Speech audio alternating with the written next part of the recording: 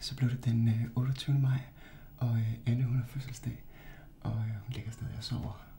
Og jeg har lavet rigtig lækker morgenmad, og så har jeg også en overraskelse til hende, nemlig et gavekort på at få nogle lavet silikonbryster. Så jeg tror, hun bliver ret glad for det. Lad os prøve at gå ind og tage hende. Musse har fødselsdag, og det har hun jo, og det er i dag. Musse har fødselsdag, og det har hun jo i dag. Nej. Tillykke.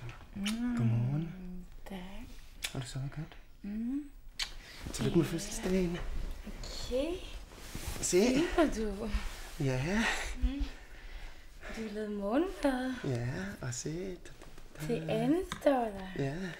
Det er jo mig. Ja, det er det. Og du må gerne åbne med det samme. Nu? Vi skal ikke spise først. Nej.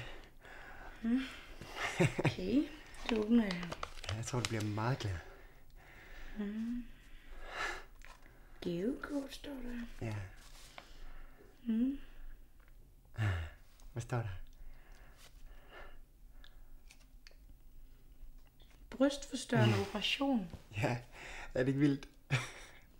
Hvad fanden er du gang i? Ja, jeg tænkte også, hun fortjener det. Jeg køber en kæmpe gave.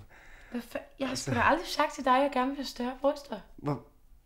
Nej, det er også Sluk det kamera. Ej, okay, Musse. Det er den dårligste fødselsdagsgave, jeg nogensinde har fået.